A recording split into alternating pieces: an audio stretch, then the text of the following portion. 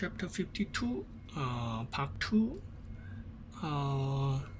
Temperature Effects on the Reaction Rate. We want to explain how the temperature gets effects on the reaction rate. Before we can have an explanation of the temperature on the reaction rate, we need to use the Maxwell-Boltzmann distribution curve. This is the curve showing the kinetic energy of the particles. How many particles having that kinetic energy? Okay, look at the container. It has many particles, and we fix the temperature. They are moving at the same temperature, and at the same temperature they will have same speed, and they have the same kinetic energy. Same temperature, same speed, and same kinetic energy. However, there is a lot of collision between them. During the after the collisions, the particles after collide, some of them move faster, some of them move slower. There will be change in the speed, and there will be some particles having more kinetic energy, and some of them has less kinetic energy. So the particles inside will be, after a lot of collisions, they will have different kinetic energy. So the x-axis is representing the kinetic energy of the particles. Zero kinetic energy is 0, and many of them has the kinetic energy at this point, and the y-axis represent the number of particles. The highest one means most particles having this kinetic energy, and then after this it is less particle containing much higher kinetic energy. It is called Maxwell-Boltzmann distribution curve, and the highest point is that kinetic energy, which has much or most particles have that kinetic energy, and it is not equal to the average value, or the common particle have that kinetic energy.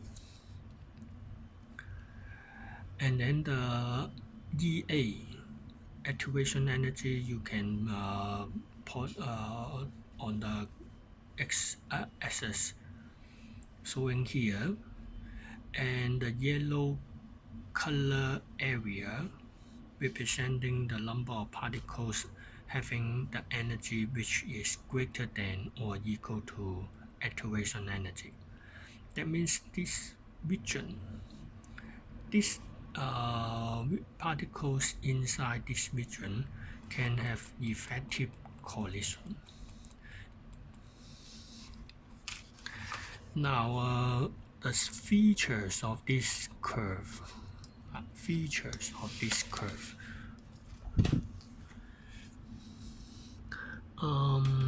You can see that there is no maximum energy value. The curve does not touch the x-axis, and the curve is not symmetric. They are not symmetric. Left hand side and right hand side are not equal, and the curve do not touch x-axis, and the total area of under the curve represent total number of particles. So this curve area is equal to the number of the particle sum, and this container, the number of particles should be constant, so the area of the curve should be constant, and the highest point of the curve is called most probable kinetic energy. Okay, it is the temperature 1. Now we move the curve to temperature 2, which is greater than temperature 1. If you increase the temperature, the particles possess higher kinetic energy. So the curve will move to the right hand side. With the area under the curve should be constant. So when you move the curve to right hand side, the highest point is dropped. When you look at the green curve, the region showing the number of particles with their energy greater than or equal to EA become more. That means more particles can carry out effective collision. So when the temperature increases,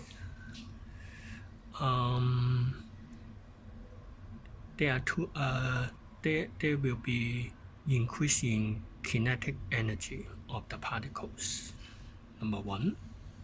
And number 2, the number of particles having the energy which is equal to or greater than the activation energy is also increased. So combining number 1 and number 2, this gives rise to the number of the effective collision per second per unit time increase, so as the reaction rate. So temperature increase. First, the kinetic energy of the particles increase, and we now consider the curve. The area is much greater. It represents more number of particles having the kinetic energy which is greater than the activation energy. Combining the two effects, the reaction rate increase. So we can see how the temperature increase leading to the rate also increase.